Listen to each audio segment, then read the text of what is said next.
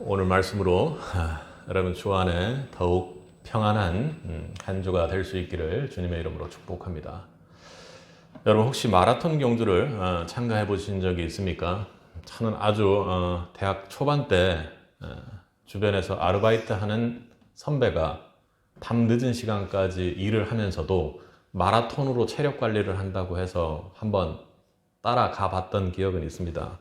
경주에 참여해 보진 않고 뛰는 사람들을 본 적이 있어요.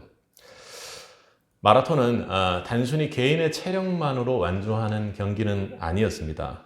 대회 현장을 가보면 실제로 그냥 참가에 의의를 두는 저 같은 사람 말고 실제로 뛰는 사람은 바로 응원하는 사람, 옆에 러닝메이트가 함께 있다는 것입니다. 마라톤 선수들은 결승선에 이를 때까지 또 서로를 응원하고 함께 달리며 힘을 주고받습니다. 마라톤 동호회가 그런 일을 하나 봅니다.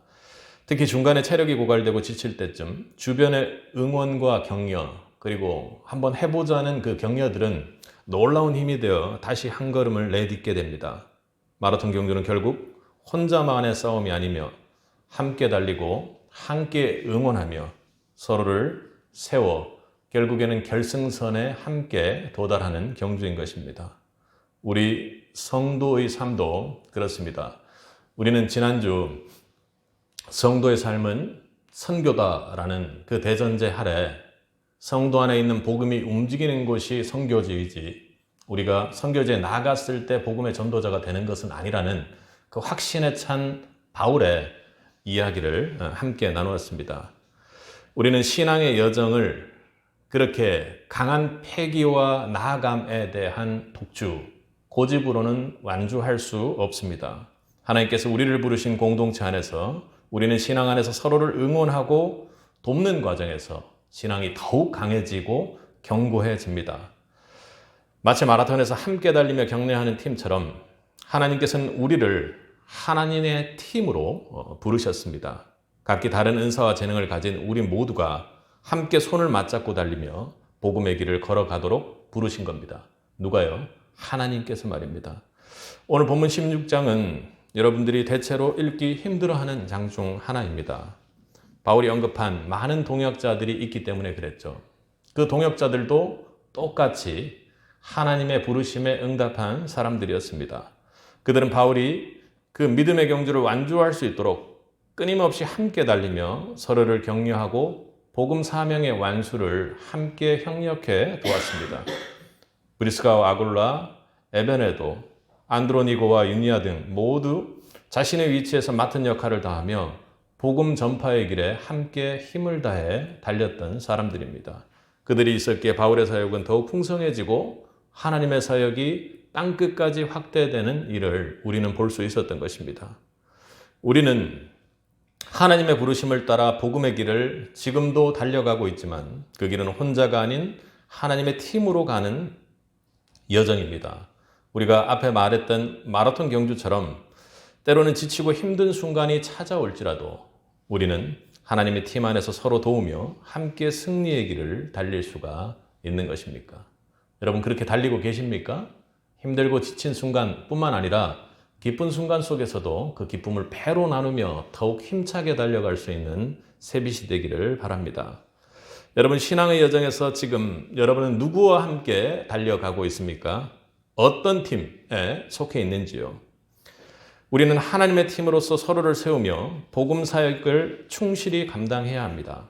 하나님께 주신 각자의 역할을 충실히 감당하며 끝까지 포기하지 않고 달려가는 우리가 되기를 원합니다. 가을이 그렇게 달려가기에 가장 좋은 계절인 것 같습니다. 우리가 만나는 문제와 도전 앞에 함께하는 이들이 주는 힘은 참으로 매우 중요합니다. 신앙생활 그리고 사역 과정은 더욱 그럴 것입니다. 회사에서 동료들과 가정에서 가족들과 그리고 교회에서 형제 자매들과 서로 돕고 격려할 때 우리는 더욱 큰 일을 이룰 수 있다는 것을 보게 되고 그것을 성도는 선교 인생을 사는 성도는 하나님의 은혜라고 그렇게 고백을 합니다. 하나님께서는 하나님의 나라를 위해 일할 사람을 부르시죠. 그리고 이들이 각자의 협력의 자리에서 작은 일부터 충성해 나가는 그 사역을 통해 구속의 역사를 이루어 가십니다. 오늘 로마서 16장에서 바울은 동역자들의 이름을 한 명씩 나열하며 그들의 헌신과 수고를 깊이 칭찬합니다. 우르바노, 드루베나와 드루보사, 버시, 그렇게 수고한 헌신의 동역자들을 이야기를 합니다. 이들의 수고는 단순한 개인의 노력이 아니죠. 하나님의 부르심에 응답한 헌신의 결실이었습니다. 이들의 헌신은 단순한 의지나 개인의 열정에서 비롯된 것이 절대로 아닙니다. 바울은 반복적으로 이들이 모든 사역이 주 안에서 이루어졌다고 그렇게 이야기합니다. 이는 단순한 도움이나 협력을 넘어 그들의 하나님의 부르심에 순종하며 응답한 자들을 의미합니다.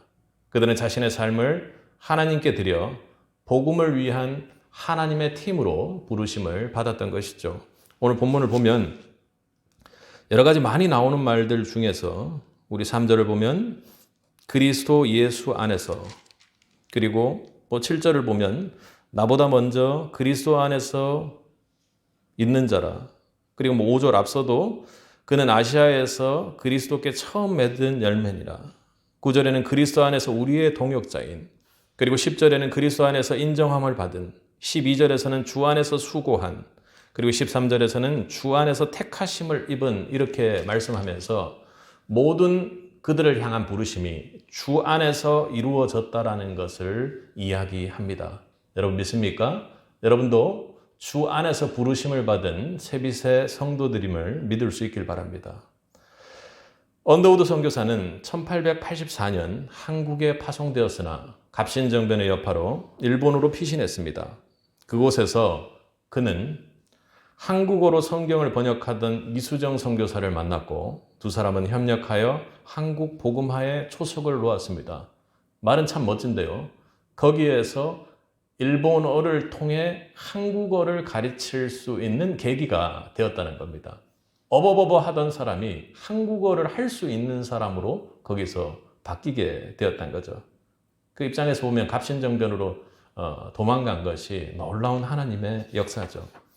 이수정은 마가복음을 번역해 한국어 성경을 출간을 준비했고 언더우드는 이를 통해 조선의 복음을 전할 수 있었던 것입니다. 이들의 만남은 하나님의 섭리 안에서 부름에 응답한 팀의 훌륭한 모범이 되는 것이죠.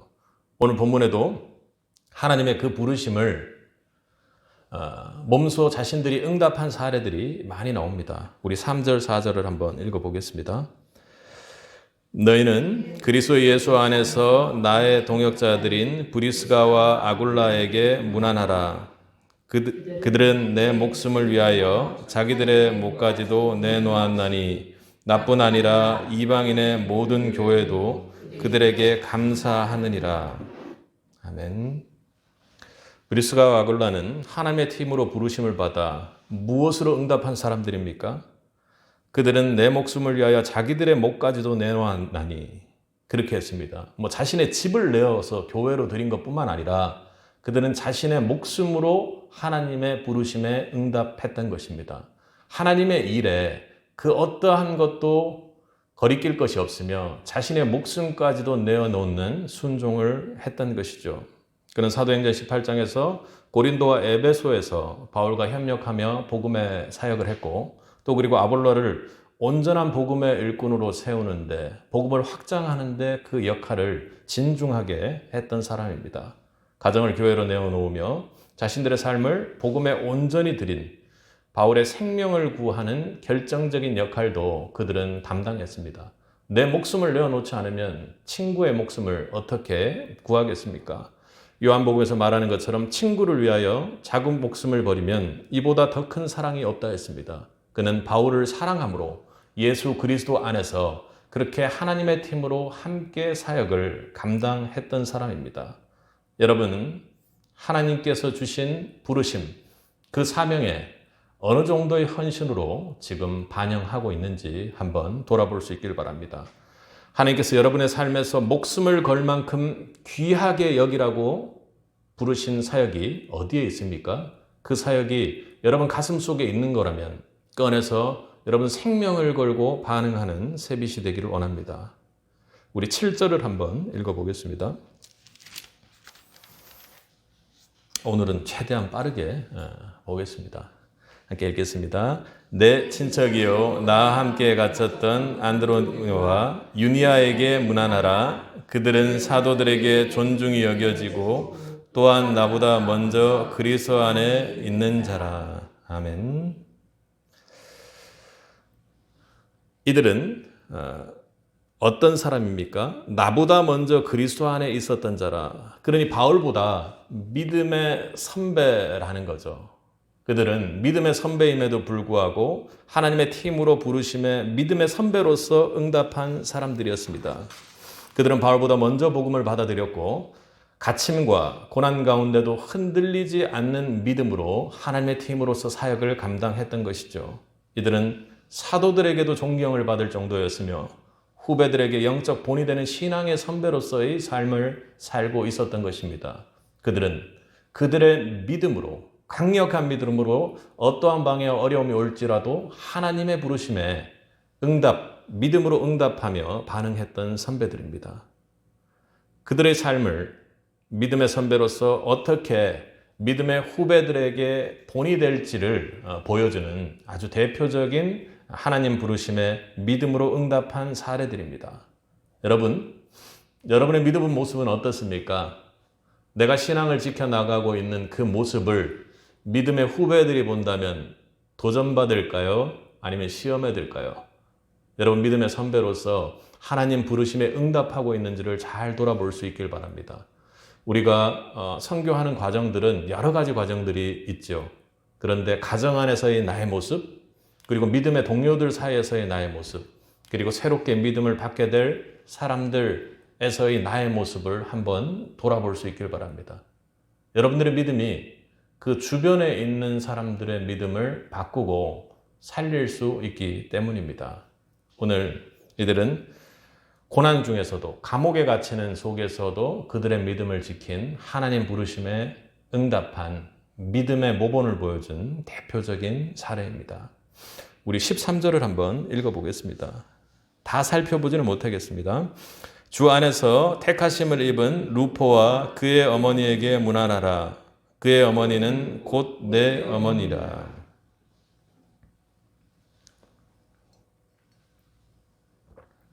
루포와 그의 어머니는 하나님의 부르심에 가족 전체가 응답한 자들입니다.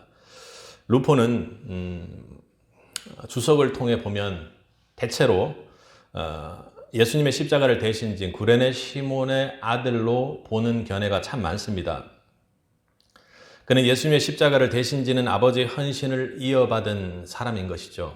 그러니까 예수님의 그 고통을 감당했던 그 신앙적 가풍을 그대로 이어받아서 복음을 전하는 그 사역 속에서의 그 사역하는 선교사를 간절한 마음으로, 그러니까 뭐 어떤 큰 것을 하는 것이 아니라 모든 필요를 채우기 위해 끄트머리에서 그를 섬겼던 사람입니다. 이 가족의 믿음은 세대를 넘어 전달되었고 루포의 어머니는 바울을 친아들처럼 돌보며 복음 사역에 헌신했습니다. 내 어머니라 이렇게 할 정도니까, 그러니까 어떤 마음으로 그를 섬겼는지를 알 수가 있죠. 가정에서 시작된 신앙의 유산이 어떤 것인지를 보여줍니다. 그러니까 이 가정 전체가 하나님의 부르심에 응답하고 반응했다는 것이 얼마나 큰 축복입니까? 그들은 대를 이어서 그렇게 믿음을 이어갔던 것이죠. 여러분의 가정은 하나님 부르심에 어떻게 응답하고 있습니까? 여러분 가정 안에 하나님 부르심 안에서 어떤 모습으로 우리가 응답하고 있는지를 돌아볼 수 있길 바랍니다. 여러분의 믿음이 자녀와 가족에게 어떻게 이어지고 있는지도 돌아보길 바랍니다. 앞서 말했던 것처럼 우리가 가정 안에서 믿음의 영적 가장으로 여러분들의 모습이 아이들에게 믿음으로 전수되는지를 한번 돌아보라는 겁니다. 얘들이 왜 이러지? 나 때문에 그렇다라는 것을 생각하고 기도할 수 있길 바랍니다. 이수영 선교사와 언더우드는 하나님 부르심에 응답해 조선의 복음의 씨앗을 심었습니다.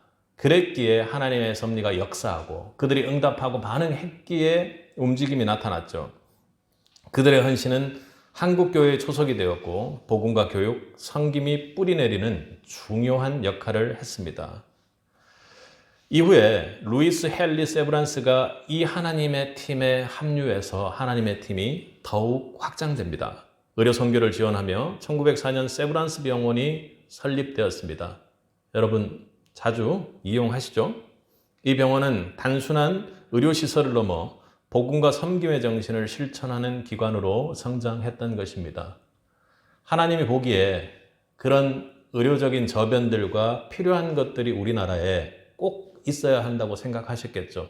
지금 우리나라 의료 수준은, 수술 수준은 세계 최고의 수준을 자랑하는 그런 국가로 됐습니다. 그리고 그를 통해서 의료 선교라든지 여러 가지 재난 지역에 한국이 나아가서 선교 활동을 하고 하나님의 복음을 전하는 일들을 얼마나 많이 하고 있습니까? 그런데 시대를 달리해서 이 팀에 우리 이승만 전 대통령도 합류를 합니다. 그는 배제학당에서 이들 언더우드 그리고 세브란스 등이 재정을 통해서 만들어 놓았던 선교사의 그 팀 안에서 배움을 시작한 거죠. 그는 배제학당에서 선교사들에게 교육을 받고 기독교 신앙과 자유민주주의 정신을 배웠고 가장 중요한 것은 영어로 언어적인 표현을 매우 오랜 시간 동안 어릴 때 배울 수 있었다는 것입니다.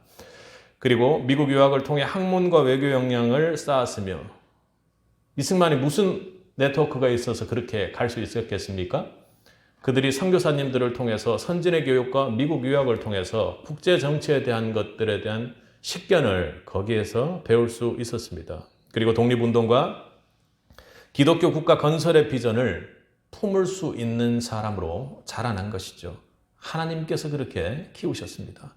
선교사들과 세브란스 병원의 헌신은 그의 성장과 사역이 기반이 되었고 이승만은 기독교 신앙을 바탕으로 독립운동을 전개했으며 해방 후 1948년 대한민국 재헌국회에서 기도를 통해 국회를 만드는 그러니 아주 근대의 현대의 국가가 탄생할 수 있는 재헌국가가 탄생할 수 있는 입법주의 국가, 법치주의 국가가 탄생할 수 있는 기반을 그의 신앙과 믿음을 통해서 만들었습니다. 그러니 그 모든 상황들을 보면 단순히 하나님의 팀이라는 것이 공간과 시간에 압박되고 조여져서 그 한계 안에 갇혀 있는 것이 아니라 하나님의 팀은 시대와 공간을 넘어서며 그것을 확장해 나가고 하나님의 사역을 감당해 나가는 것입니다.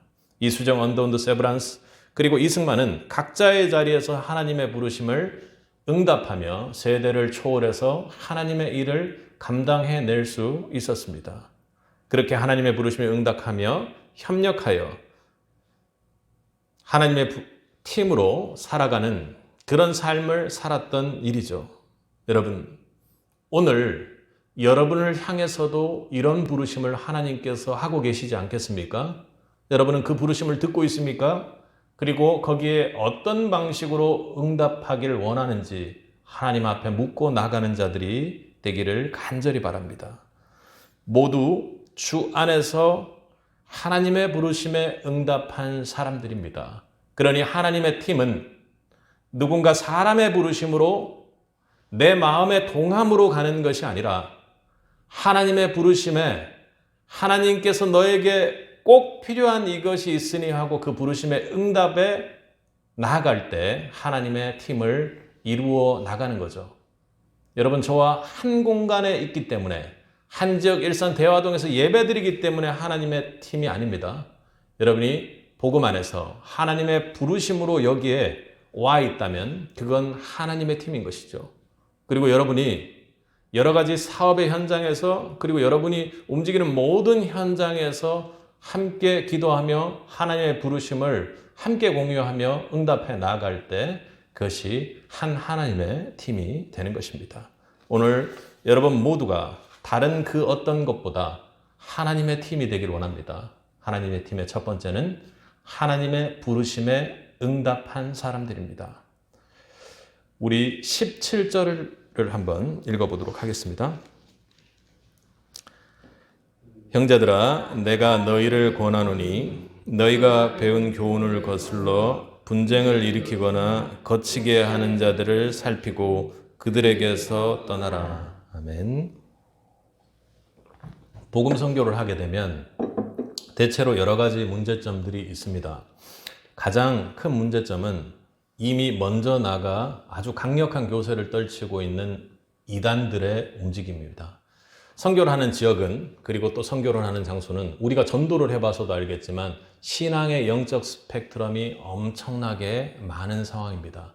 당시에도 복음을 전달할 때 그 당시에 그 지역의 토속적인 문화, 그리고 각 지역에 이미 가지고 있었던 종교들 때문에 무언가 믹싱되면서 복음이 왜곡되고 흐트러지는 상황들이 많이 발생했습니다. 특히나 유대에도 마찬가지였죠. 오늘 본문에서 그렇게 이야기하는 것은 복음에 순수하지 않은 곳을 떠나라고 이렇게 이야기를 합니다. 17절에 보면 너희가 배운 복음의 교훈을 거슬러 분쟁을 일으키고 거치게 하는 자들을 살피고 그들에게서 떠나라고 이야기를 하죠. 그러니까 여기서 말하는 것은 복음을 전하는 선교팀의 모습은 복음을 지키라는 것을 권면하는 사람들이 있다는 것을 이야기합니다. 오늘 본문을 보면 16장에서 가장 많이 나오는 단어가 여러분 무엇인지 혹시 보면 알겠습니까? 바로 무난하라는 말입니다. 아스파조마이, 그러니까 무난하라는 말인데 헬라어로 보면 깊은 애정과 환영과 그리고 평강을 함께 나눈다라는 뜻입니다. 그러니 무난하라 앞에 그냥 무난하라고 이야기하는 것이 아니라 주 안에 무난하라 이렇게 말하는 것은 하나님의 팀이라는 공동체가 다른 그 어떤 것보다 복음을 지키고 복음을 굳건히 하며 그 안에서 복음으로 함께 연결되어 함께 그 복음을 나누는 사람들이 하나님의 팀이라고 오늘 이야기를 하는 것입니다. 하나님의 팀은 복음 안에서 연결된 팀입니다. 그러니 복음을 통해 주 안에서 함께 무난하는 사람들인 것입니다. 여러분이 병원에 어려움을 겪고 또 치유하기 위해서 떨어져 있는 상황에 뭘로 무난하겠습니까? 뭘로 괜찮냐고 하겠습니까? 의학적인 지식도 없고 뭔가 해줄 수 있는 것도 아무것도 없습니다만 결국엔 기도와 예수 그리스도의 평강으로 함께 무난하는 자들입니다. 그런 면에서 우리 지난 한 주는 참으로 복음을 중심에 둔 하나님의 팀의 모습이었습니다. 하나님의 팀은 복음을 중심에 두고 함께 지키며 서로의 믿음을 견고히 세우고 그 과정에서 자신도 성장하는 팀입니다. 오늘 앞서 17절에 읽었던 것처럼 하나님의 팀은 복음을 중심으로 하되 복음을 지키는 데 힘쓰는 사람들입니다. 무엇을 지켜요? 복음의 순수성을 지키는 데 힘쓰는 사람들이죠. 앞서 말했던 것처럼 복음을 전하는 과정에서 보면 복음을 왜곡하고 자기 것으로 변경하고 복음이 아닌 것을 복음인 것처럼 하는 상황들이 분명히 생깁니다. 매우 중요한 것은 복음의 전도자는 내 안에 순수한 복음, 그 외의 것들을 보고 다른 이들에게 권면하고 그들을 지킬 수 있어야 되는 거죠. 여러분, 복음을 지키기 위해 바울과 베드로가 대립했던 갈라디아서를 여러분 기억하십니까? 당시 베드로는 유대인들을 의식해 이방인과의 식사를 피했습니다.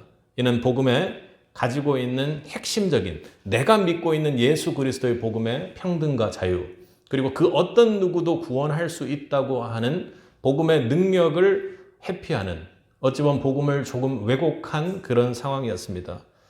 바울은 베드로를 책망하며 복음의 순수성을 지키기 위해 단호하게 대처했습니다.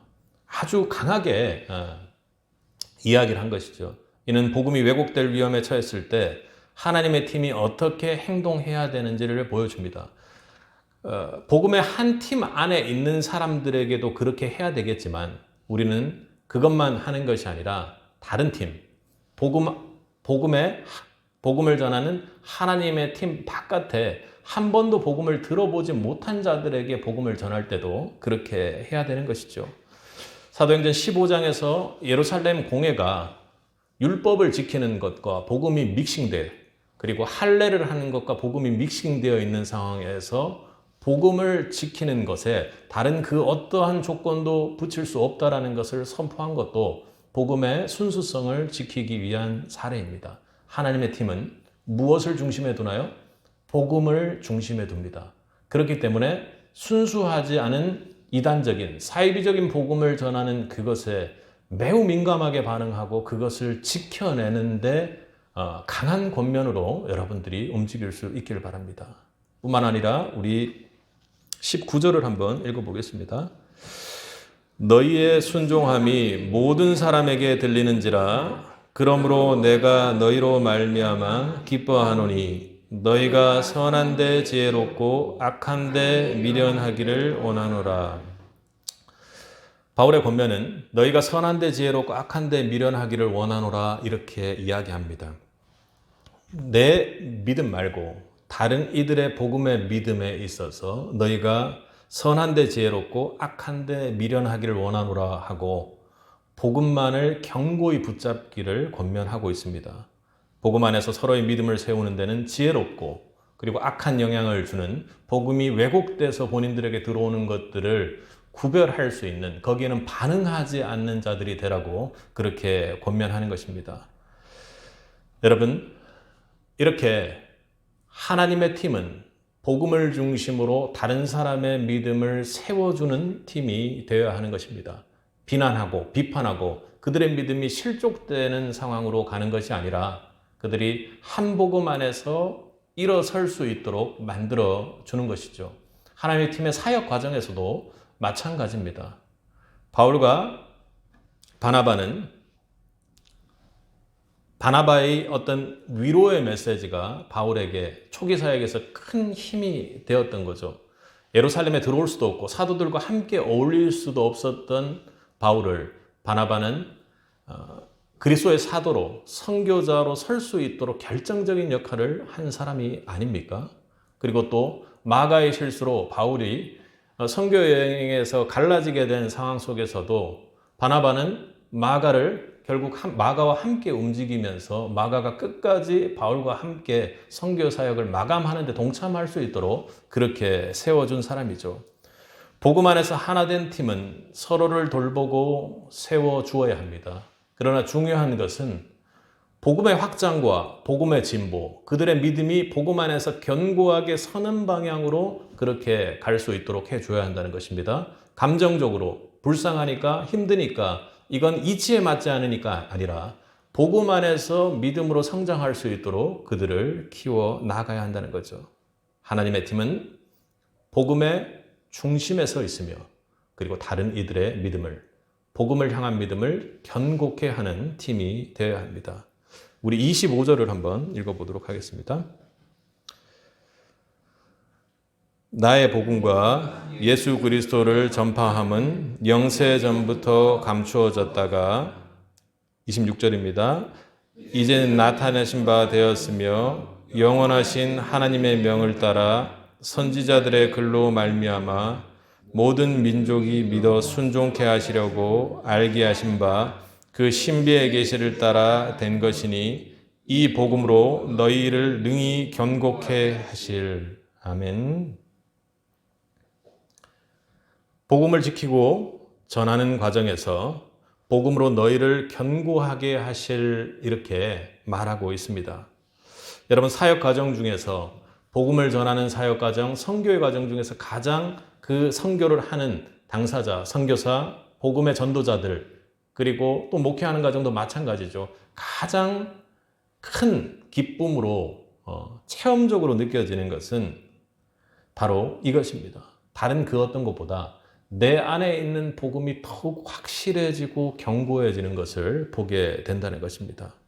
사도행전 20장 24절에서 바울은 내가 달려갈 길과 주 예수께 받은 사명 곧 하나님 은혜의 복음을 증언하는 일을 마치려 하면은 내 생명을 조금도 귀한 것으로 여기지 아니하노라 하고 그렇게 고백을 했죠. 바울의 이 말은 복음을 지키며 전하는 것이 단순한 사역을 넘어 그의 믿음을 더욱 견고하게 만드는 과정이었음을 보여줍니다. 디모데와 바울의 관계 속에서도 바울은 디모데에게 복음 사역을 맡기며 복음을 지키는 데 집중하라고 하며 그의 믿음을 견고케 하는 과정들을 함께 나누었습니다. 그들 모두가 하나님의 능력 안에서 믿음으로 더욱 견고해졌죠. 그렇습니다. 복음을 견고히 세우는 과정에서 다른 이의 복음을 세우는 그 과정들이 있죠. 그 과정에서 사실은 잘 들리지 않습니다. 인간적으로 저 사람 무슨 말을 해서 이렇게 듣기 싫은 것도 있지만 복음을 견고하게 하는 과정은 사단이 방해하는 과정입니다. 그리고 내가 그 복음의 견고함을 어떤 권면자나 리더를 통해서 듣게 되는데 그게 들리지 않는다면 내 지금 현재 상황을 한번 돌아보아야 합니다. 우리는 복음 중심으로 다른 사람의 믿음을 견고하게 한다는 것은 복음 중심으로 다른 사람에게 권면할 때 그 듣는 자가 만약 그것이 들리지 않는다면 내가 복음 중심으로 그 사람의 권면을 보지 않고 사람 중심으로 권면을 듣게 되면 듣기가 어려운 상황이 됩니다. 그러니까 예를 들면 그런 거죠. 부모님이 너 이렇게 잘해! 이렇게 얘기를 했습니다. 너 왜 이렇게 못해? 얘기했습니다. 근데 마음속으로 애들이 그 생각, 엄마나 잘하지, 아빠나 잘하지, 이런 생각을 가지고 있는 거죠. 이건 이렇게 해야 된다는 근본과 기본을 부모님께서 얘기하고 계신데 이 아이가 부모님의 모습을 바라보더니까 이게 얘기가 안 되는 거죠. 복음도 마찬가지입니다. 복음 중심으로 이렇게 해야 된다고 얘기를 하면 듣는 사람이 아닌 것 같은데 라는 생각이 들 수 있어요. 왜냐하면 얘기하는 사람이 그렇게 살질 않으니까. 물론 그 사람에게 문제가 있겠지만 내가 어떤 권면을 받을 때는 복음 중심으로 그 말씀을 보고 복음 중심으로 사람을 바라볼 때 그것이 여러분의 복음의 믿음을 견고케 할 줄 믿습니다. 오늘 우리도 하나님의 팀으로서 복음을 지키고 그리고 복음으로 서로의 믿음을 세우고 그 과정에서 자신의 믿음도 성장하는 복음 중심의 팀이 되기를 주님의 이름으로 축복합니다. 하나님의 팀 두 번째는 복음을 중심으로 한 팀이 되어야 한다는 것입니다. 여러분, 허드슨 테일러 선교사는 중국 선교 초기에 자신의 헌신과 선교적 성공을 통해 인정받고 싶은 욕망에 사로잡혔던 시기가 있었습니다. 그는 복음을 전하는 것과 더불어 자신이 중국에서 어떤 성과를 이루었는지 그것을 증명하고자 하는 마음이 속에 엄청 강했습니다. 그러나 선교 과정에서 거듭된 실패와 건강 악화로 인해 자신이 너무나 자신만의 능력과 명성을 추구하고 있다는 것을 기도 속에서 깨닫게 되었습니다.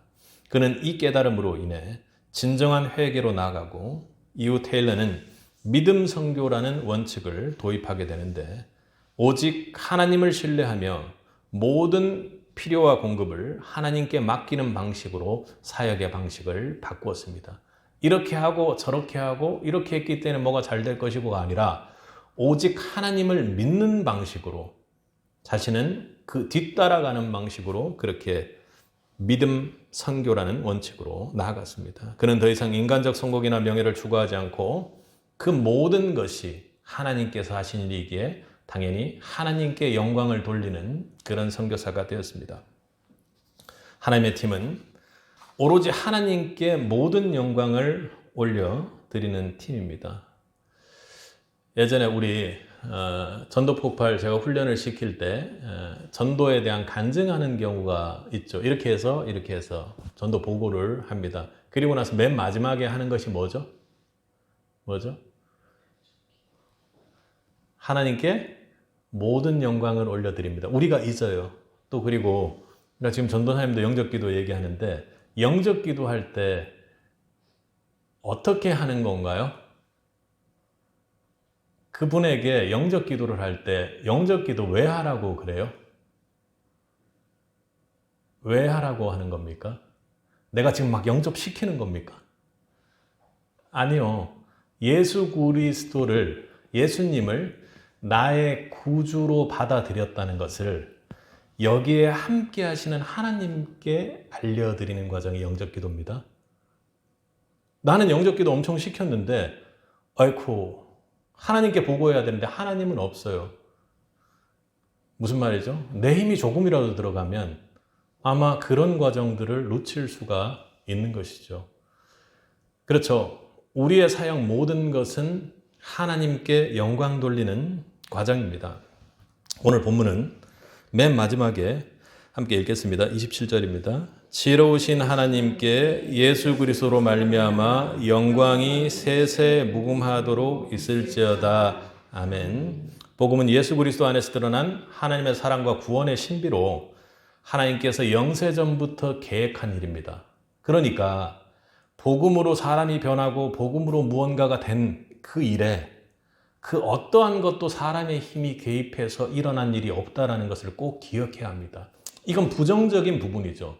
모든 영광이 하나님께 있다라는 것을, 나의 영광과 나의 의지와 나의 힘의 능력은 조금도 들어가지 않았다라는 것을 깨닫고 나가야 합니다. 그것이 영적으로 내 신앙이 되어야 한다는 것이죠.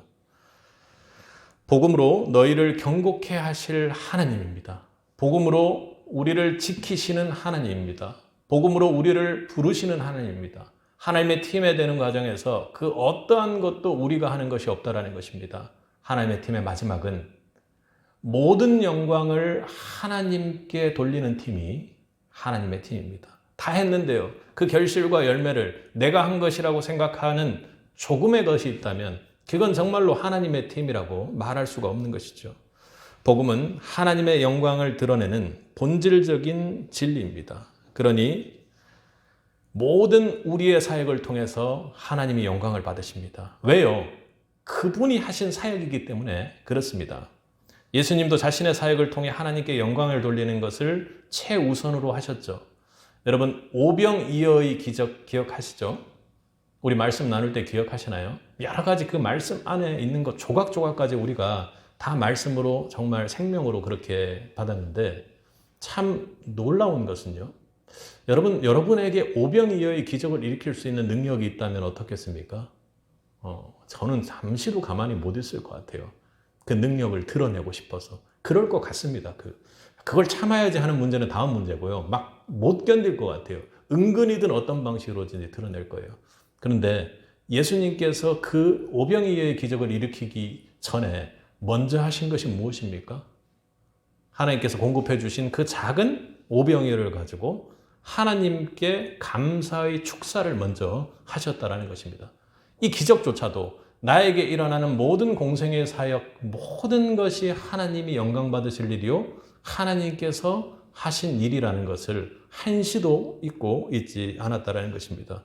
예수님이 여유롭고 예수님은 신앙이 좋으니까 그렇겠죠? 아니요.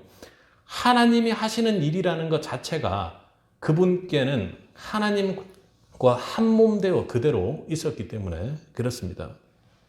복음은 우리가 경험하고 전파하며 하나님의 영광을 드러내는 삶의 중심이 되어야 하는 것입니다. 그러니 선교를 인생으로 사는 성도라면 선교의 그 모든 과정에서 하나님께 영광 돌리는 삶이 지속되어야 한다는 것입니다. 그보다 기쁜 일이 어디 있겠습니까?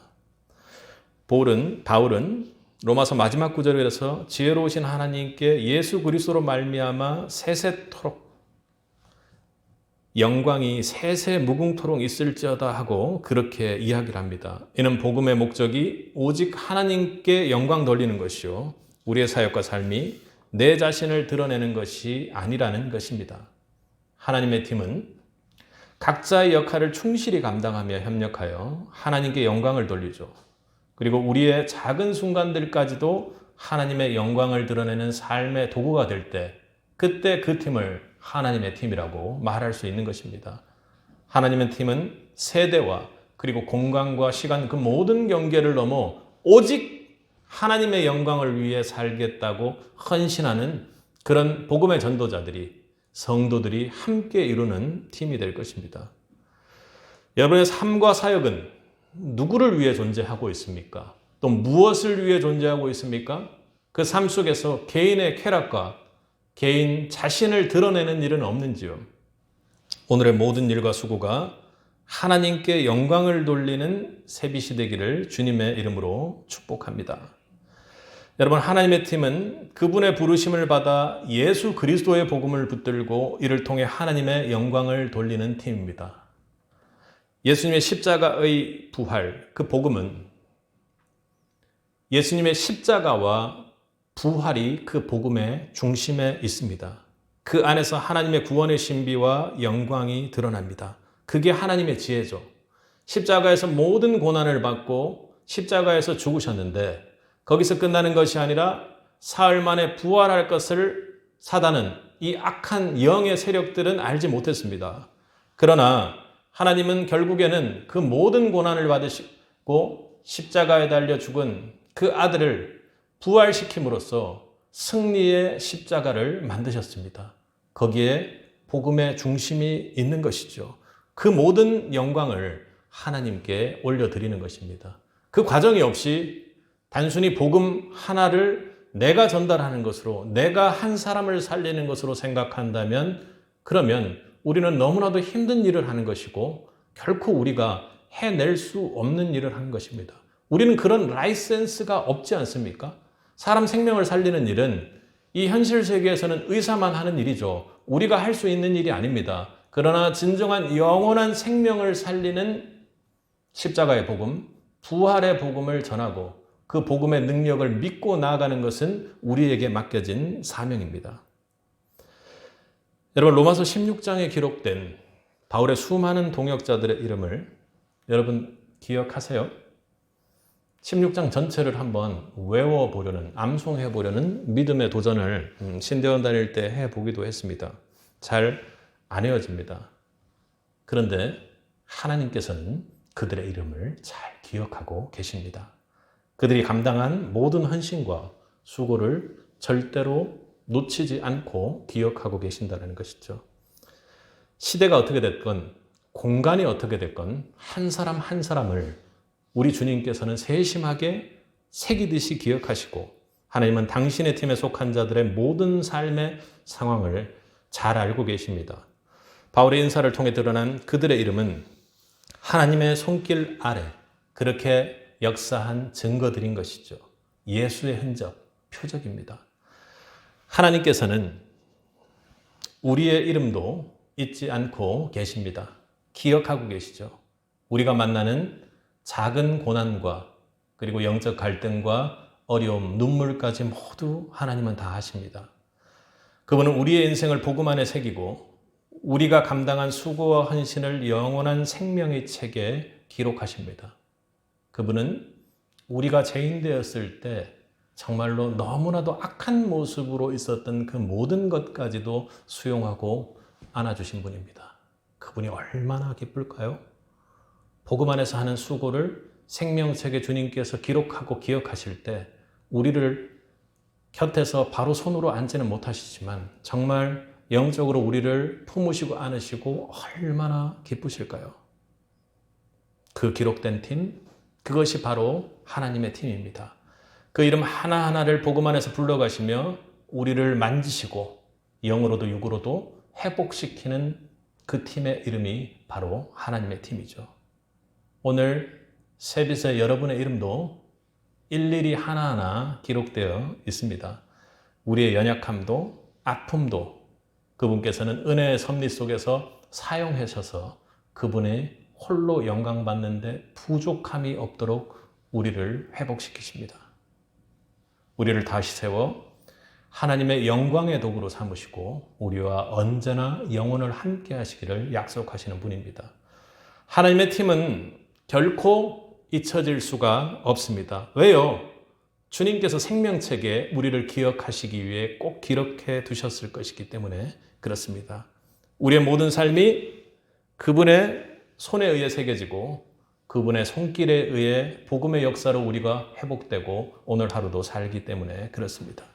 복음의 역사는 그분의 손길을 통해 오늘도 여러분을 통해 이루어집니다. 그러기에 여러분 모두는 하나님의 팀이요, 하나님께서 언제나 사랑하는 주의 자녀들입니다. 하나님께서 여러분의 이름을 부르실 때, 나팔 소리가 날 때 그 부르심에 응답하여 저요 하고 가는 그때뿐만이 아니라 지금 현재 여러분의 영을 향해 진동하고 역동하며 하나님께서 부르시는 그 부르심에 생명을 걸고 응답하시기 바랍니다. 여러분 안에 있는 믿음을 걸고 응답하시기 바랍니다. 축복받기를 좋다면 가족 전체가, 가정 전체가 하나님 부르심 앞에 엎드리는 세빛이 되기를 간절히 바랍니다. 주님께서 오늘 16장의 9절처럼 그런 여러분들의 모든 수고를 기억하고 기록하고 계십니다. 그때 주님 다시 만날 때 그걸 꺼내 들춰보며 함께 기쁨을 누리기를 바랍니다. 여러분의 이름을 부르시며 복음의 승리를 주님께서는 함께 이루어 나가실 것입니다. 그런 자를 부르는 하나님의 나팔 소리는 얼마나 크고 선명하겠습니까? 그 소리 듣고 싶습니까? 그것이 우리 세빛이 되기를, 그리고 우리 모두가 하나님의 팀이 되기를 주님의 이름으로 간절히 축복합니다. 함께 기도하겠습니다.